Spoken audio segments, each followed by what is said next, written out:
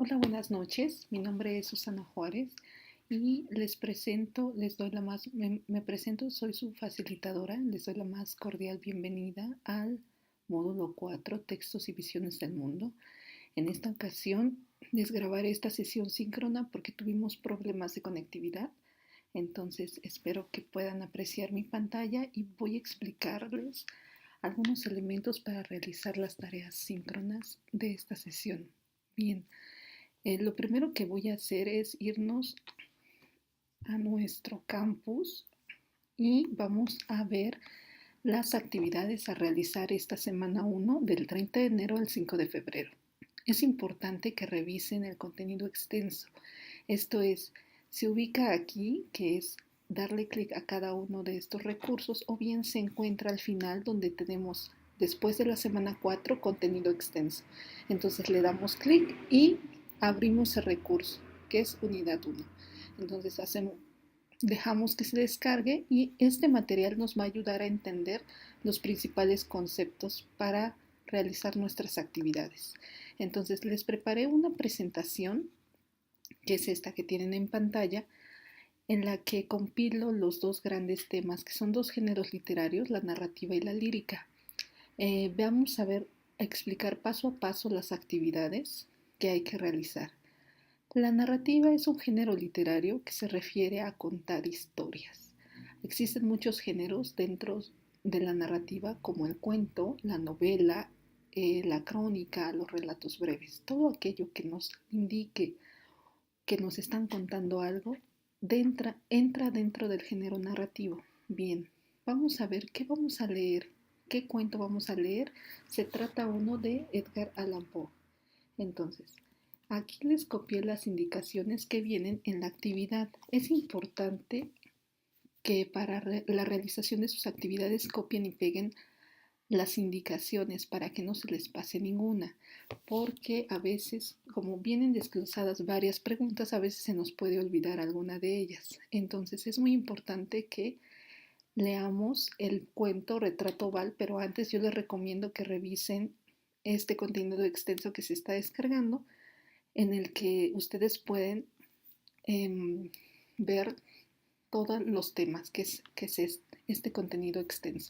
Es un PDF que contiene los principales temas. Si pueden verlo aquí, aquí tenemos nuestra introducción, la unidad 1, el inicio de la escritura, conozcamos el lenguaje, algunos temas de lingüística para introducirnos a los textos literarios. El primero de ellos es la narrativa. Entonces es muy importante que lean con cuidado cada una de estas competencias. ¿Qué es lo que? Interésense porque qué van a aprender, qué competencias van a desarrollar en este módulo y qué textos vamos a leer. Entonces aquí viene un poco el propósito de la unidad. Aquí vienen los videos que se compilan, el inicio de la escritura, aquí vienen algunas imágenes alusivas y nos explica un poco cómo es que surgió el lenguaje. Hay otra reflexión sobre el lenguaje, la lingüística, estas diferencias entre lengua y habla. Nos habla aquí en esta infografía de un lingüista muy importante que es Ferdinand de Saussure, en el que también estos temas nos van a ayudar sobre todo para el tratamiento de los foros, como vamos a ver más adelante, porque aquí nos hablan, por ejemplo, de las lenguas nativas de México, que son las lenguas que se hablan en nuestro país, que aquí se contabilizan 61. Bien, aquí nos hacen una distinción también del lenguaje popular y el habla cotidiana, cómo le decimos esos regionalismos, esas palabras que utilizamos en diferentes partes del país. También tenemos ya aquí la introducción a los textos literarios, que es propiamente Esta infografía está muy buena, que es propiamente, en esta propiamente nos explica la narrativa, que es una rama de la literatura, que establece relaciones de espacio-tiempo, donde nos cuenta una historia con distintos personajes, objetos, diferentes puntos de vista, etc. Aquí nos da los elementos básicos, la estructura, no sé si pueden observarla aquí, el planteamiento, el desarrollo, el clímax y desenlace. Esto nos va a ayudar para realizar nuestras actividades, los elementos de la narración. Esto ya lo voy a pasar con más rapidez. El desenlace, por ahí hay una pregunta que nos pregunta sobre el desenlace, es decir, cómo termina la historia. El narrador. ¿Quién es el narrador? Ahorita les voy a explicar con mayor detalle estos elementos: el tiempo, el modo, las relaciones espaciales, la descripción, los personajes, el tema, el argumento, el lenguaje, la intencionalidad del autor y demás, ¿no? Entonces, después nos vamos a la lírica y aquí viene un poco sobre cuál es la diferencia entre narrativa y poesía o lírica.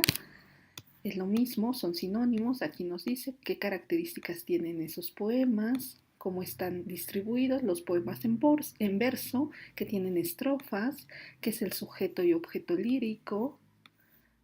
Aquí vienen un poco también explicadas las figuras retóricas y demás. Entonces, léanlo con detenimiento. También les preparé esta presentación para que puedan verla con detalle posteriormente. Bien, voy a cerrar este documento que es parte del contenido extenso. Primero revisen esto y después hagan la actividad. Ahora voy a continuar con la presentación que les estaba haciendo hace un momento, donde vamos a leer el cuento de Retrato Oval. En una primera lectura vamos a identificar el narrador, el tema, más bien los personajes, de qué va la historia. Es decir, ¿qué me está contando? ¿Dónde se sitúa la historia? ¿De qué va?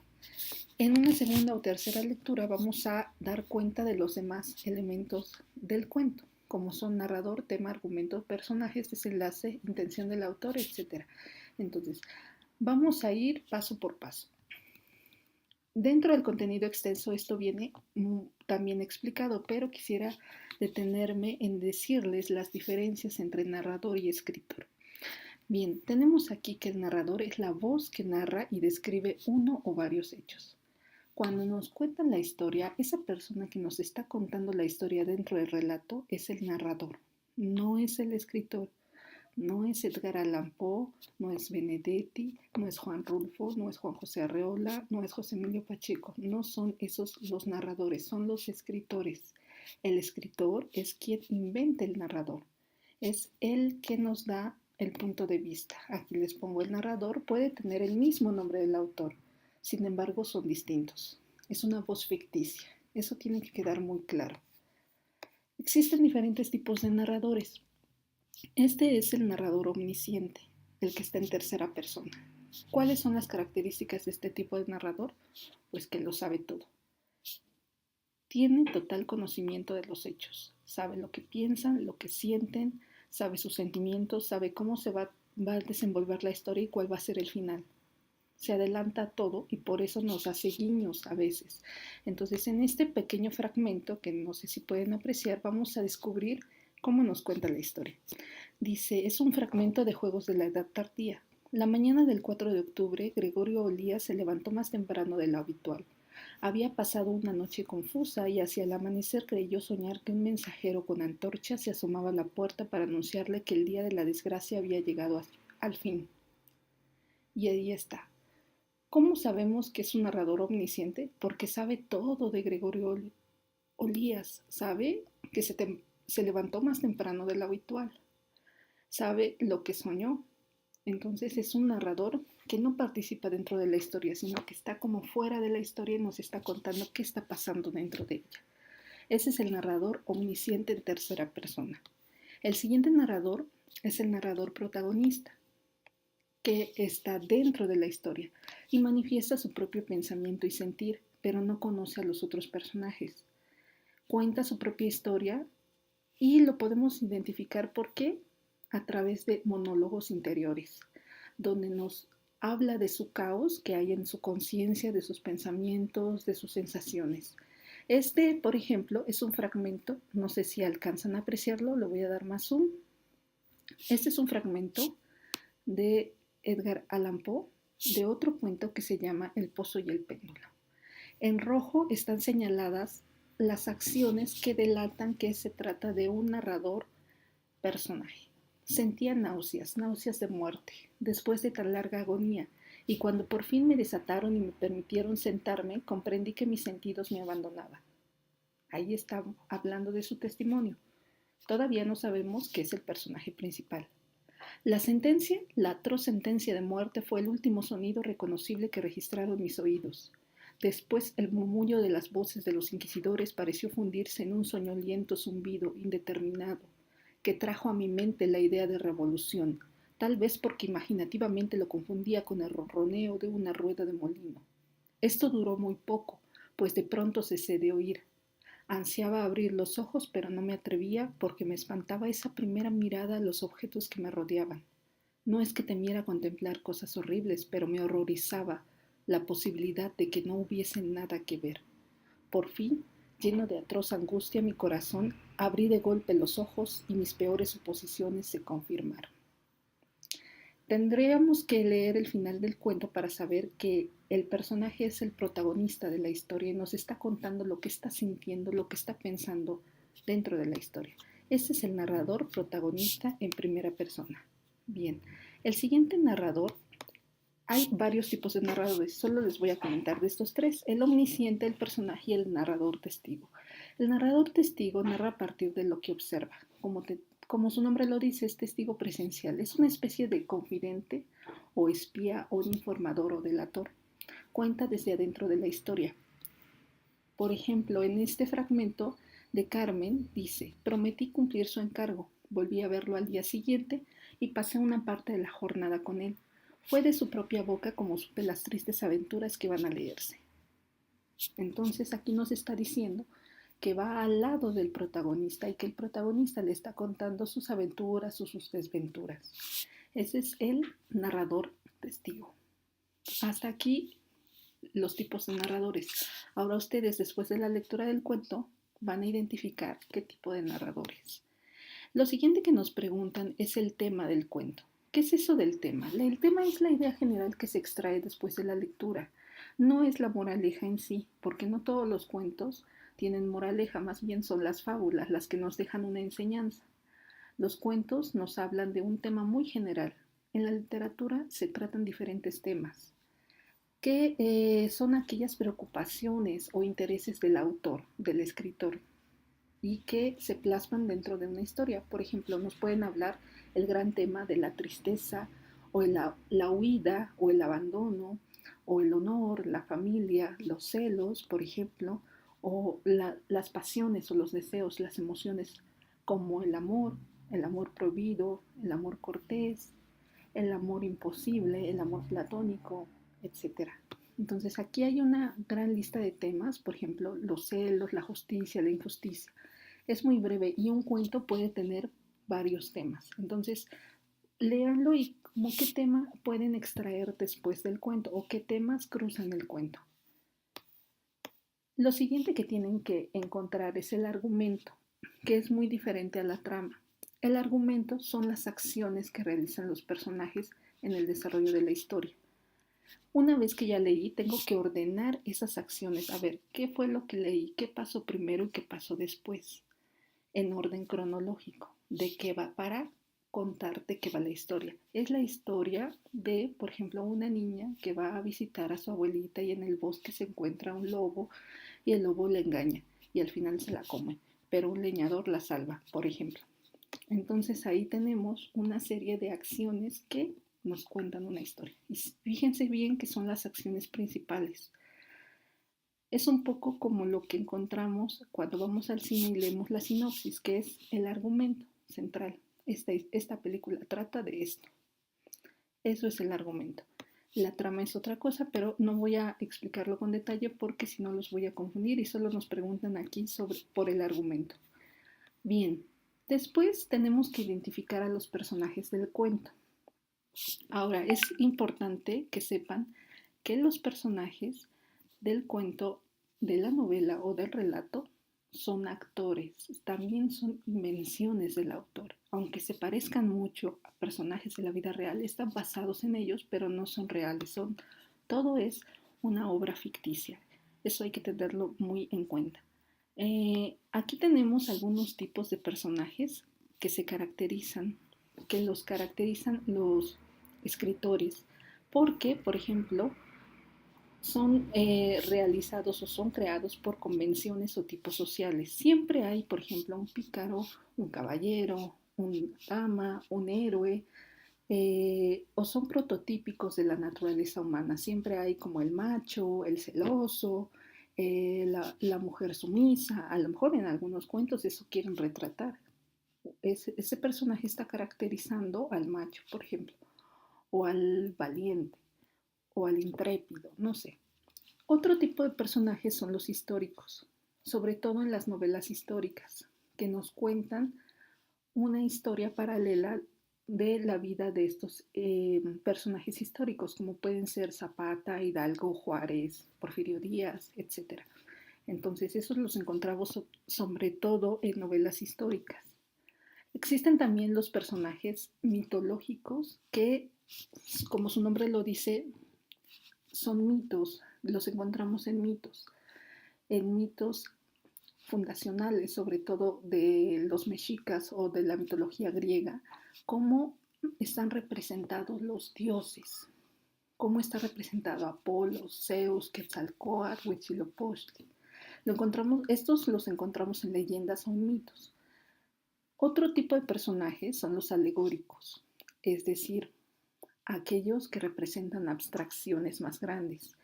Por ejemplo, ustedes recordarán las pastorelas, tenemos a los 7 pecados capitales. Están representados bajo una forma humana, como la lujuria, la avaricia, la soberbia, la pereza. Existen también otros personajes que pueden ser yo soy el odio o yo soy la bondad o la codicia. Estos los encontramos sobre todo en obras de teatro, como son los autos sacramentales o las pastorelas, que tienen que representan a estas grandes abstracciones, como se los mencionaba. Entonces, los personajes se van a ajustar dependiendo de la corriente literaria, la obra y las características con el tema y el ambiente de la obra. Eso es muy importante. Hay que fijarnos en cómo se presentan estos personajes. Por ejemplo, un campesino tiene que hablar como campesino, un hombre de ciudad también, una madre soltera también. Todos los personajes deben de actuar como su papel debe de ser. Para eso tenemos los indicios. Esta es la siguiente diapositiva. ¿Cómo sabemos los indicios, estas características de los personajes? La imagen física que nos ofrecen lo revela el narrador. El narrador es quien nos va a decir, era una persona muy pobre o era muy crítica, era muy cruel. Todos esos adjetivos, cómo nos está presentando el personaje, nos lo va a dar el narrador, nos va a decir qué parte ver del personaje. Entonces, esto puede manifestarse textualmente o insinuarse a lo largo de la historia. Esto hace que nosotros estemos del lado de los buenos o del lado de los malos. Entonces, es lo que le da riqueza a la narración, cómo están presentados los personajes. Bien, y vamos enseguida a hablar del contexto y de la obra, pero me voy a regresar aquí algunas diapositivas antes para hablarles de qué es lo que nos pide. Ya que hablamos de narrador, tema, argumento y personajes y desenlace, es decir, qué le sucede al final a la mujer y la intención del autor, vamos a investigar quién fue Edgar Allan Poe, qué escribió, qué otros cuentos escribió, a quiénes influenció, en qué año, en qué lugar se desenvolvió, cómo fue el contexto. A eso nos referimos con el contexto del autor y de la obra. Entonces, para ello necesito que hagan una paráfrasis. ¿Qué es una paráfrasis? Que lean, investiguen y me cuenten con sus propias palabras el contexto del autor y de la obra. Aquí les pongo un ejemplo. Primero en este círculo dice investigar quién escribió la obra, quién es ese autor. Para eso podemos revisar varias páginas, por ejemplo Wikipedia, así rápidamente sabemos quién fue. Lo que no quiero es que copien y peguen exactamente lo que dice ahí, porque yo puedo hacerlo, investigarlo por mi cuenta. Lo que quiero es que asimilen esa información. Aquí tenemos un ejemplo. Antes de comenzar la lectura busqué quién era. Aquí está el autor. Este es otro cuento que se llama Las botas de Chekhov. ¿Quién fue Anton Chekhov? Leí que nació en, y ya me ponen, a lo mejor eso sí lo puedo copiar porque no me voy a aprender el lugar de nacimiento ni la fecha. Aquí dice, era un escritor naturalista. Busqué un poco de esta corriente. Todos los escritores toda la literatura está agrupada en corrientes literarias de acuerdo a la época y en que fue publicada su obra en su época de producción. Algunos son el romanticismo, pertenecen al romanticismo, otros al naturalismo, otros al realismo, etc. Existen muchas corrientes literarias. Entonces, vamos a ver en qué corriente se ubica Edgar Allan Poe. Eso lo van a tener que investigar y me lo cuentan así como este ejemplo. Bien, este es un otro ejemplo de paráfrasis. ¿Qué es paráfrasis? Ya se los dije. Hablarlo o contarlo con nuestras propias palabras. Si ustedes hacen este ejercicio, créanme que van a aprender muchísimo. Ya no se van a quedar con solo copiar y pegar tal cual, como viene en la página. Hacer este ejercicio nos va a ayudar a quedarnos, a aprender más, se nos van a quedar más datos. Por ejemplo, vida y contexto del autor. Aquí yo estoy contando con mis propias palabras quién fue Chekhov.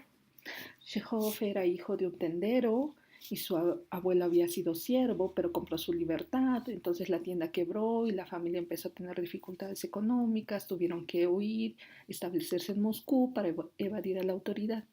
Chekhov comenzó sus estudios de medicina en la Universidad de Moscú, empezó a escribir, y ahí me cuentan que empezó a escribir Poe, cómo fue la vida a grandes rasgos, en resumen, de Poe, y cómo era la época donde se desarrollaba. Por ejemplo, aquí nos cuenta que como Chekhov era ruso, había zares en esa época, el zar Nicolás II, y el contraste se da porque la pobreza y la riqueza extrema eran dos opuestos. Por eso los cuentos de Chekhov retratan esta situación que vivía.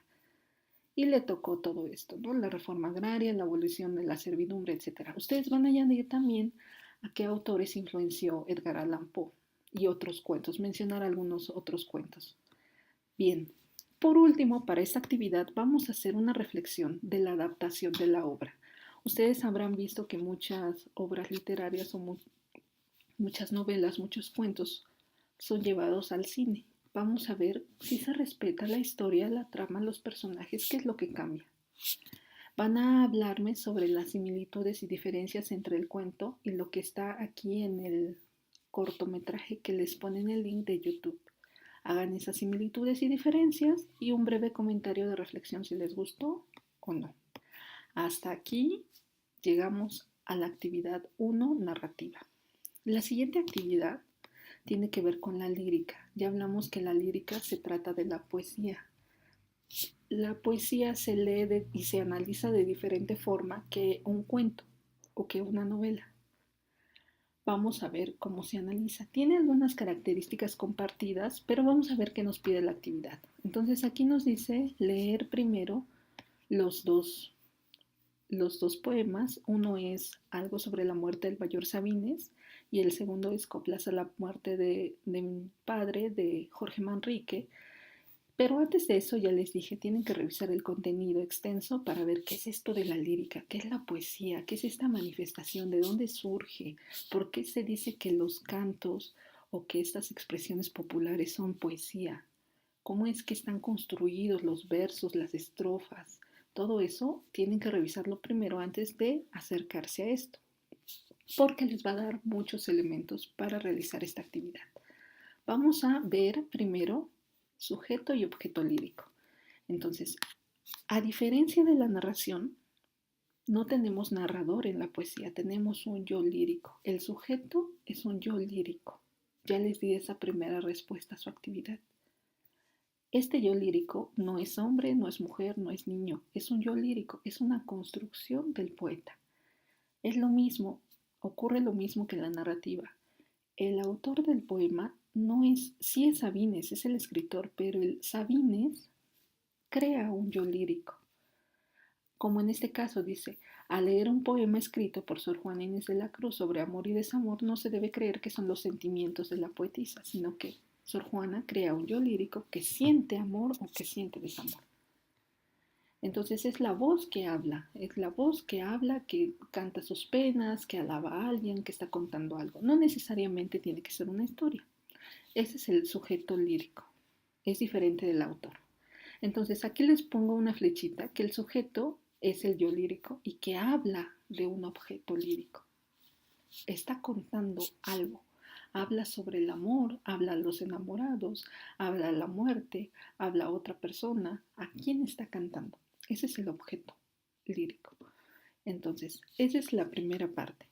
En segundo lugar, nos van a pedir identificar el tema. ¿Qué es lo mismo? Ocurre con la narrativa. Es la idea general que se desprende del poema. Los temas en la poesía pueden ser muy diversos. Hay varios tópicos literarios en la poesía.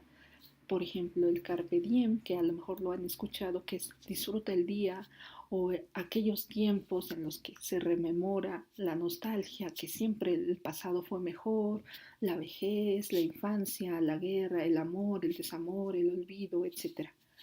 Y estos temas pueden ser clasificados como religiosos, políticos o sociales. Entonces van a tener que identificar cuáles son los temas de estos poemas que son muy parecidos. Ustedes lo verán. Bien, después nos viene la parte de figuras retóricas, en donde ahora solo nos pide que identifiquemos dos metáforas. ¿Qué es una metáfora? Quizá ustedes han escuchado este término. Una metáfora es una figura retórica que consiste en asociar dos elementos que parece que no están vinculados. Por ejemplo, concéntrense en este que es muy famoso y que lo pueden encontrar ustedes en internet. Tenemos el objeto nubes y yo lo asocio con que las nubes son como algodones, porque es una representación visual. Y aquí yo les pongo, las nubes son algodones. Esa es una metáfora. Pero también si yo cambio y en lugar de nubes digo los algodones del cielo, estoy creando una metáfora visual, porque es como si fueran algodones, no es real, no es literal, es una forma figurada de decir que las nubes son algodones. Ajá. Entonces hay eh, muchísimos, muchísimas metáforas. Aquí en el contenido extenso dice los besos caen en tu boca oceánica. No quiere decir que la boca sea un océano, lo está comparando con un océano. Ustedes deberían de preguntarse por qué con un océano, perdón. Entonces, esta es una metáfora, esta es muy fácil de entender. Hay varias metáforas a lo largo de los poemas. Ustedes van a ver qué se está asociando con qué, cómo se está creando esa imagen. Bien, y nos pregunta también por la intención estética. En la narrativa también, la intención estética es la intención con que fue escrito el poema, el cuento. Es lo central, que reúne, que hace que nosotros digamos, ah, qué bonito poema, ay, qué bonito cuento, me gustó cómo está contado, o me gustó no solo los personajes, sino cómo. ¿Qué es lo que se dice y cómo se dice? Es una moneda de doble cara. ¿Qué se dice y cómo se dice? Por ejemplo, yo puedo hablar del amor o de la muerte y puedo escribir un pensamiento, pero no es nada comparado, por ejemplo, a lo que hace Sor Juana, a lo que hace Jaime Sabines o a lo que hace Jorge Manrique. Porque cómo lo dice, esto es la diferencia entre lo que es literatura y lo que no es literatura. Bien, hasta aquí las actividades. Solo me voy a detener en explicar las actividades para el foro de clase que tienen que ver con esta reflexión sobre el lenguaje, las aplicaciones del estudio del lenguaje. Y nos da algunos videos que podemos mirar en YouTube, que es esto de lingüística computacional, procesamiento del lenguaje natural Siri, por ejemplo, y nos marca aquí otro video. Por ejemplo, hubo una película el año pasado que se llamó La Llegada, que nos hablaba sobre la posibilidad de crear un lenguaje alienígena. Véanla, se las recomiendo. Entonces, en este foro vamos a hablar sobre las aplicaciones, la tecnología y el lenguaje. Entonces ustedes pueden comentar a sus compañeros. Recuerden que en los foros se participa 3 veces. Primero respondo la pregunta, después comento a 2 compañeros. Pero recuerden que sus participaciones no deben de ser muy bien, compañero, o estoy de acuerdo contigo. Traten de fomentar el diálogo. Pongan un ejemplo, pongan si no están de acuerdo, expliquen con más detalle o piden que les expliquen algún detalle. Y el foro de debate, ¿qué es esta pregunta? ¿Consideras que es importante conservar la lengua indígena que se habla en tu comunidad o estado? Justifica tu respuesta, sí, no y por qué. Aquí es muy importante que pongan su experiencia. Si ustedes son de algún estado de la República donde se hable náhuatl, otomí, tzetzal, o alguna otra lengua, pónganlo y cómo se sienten al respecto.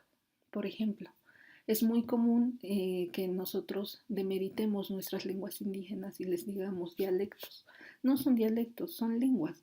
Un dialecto es una variante de un lenguaje. Por ejemplo, nosotros tenemos el dialecto del español mexicano.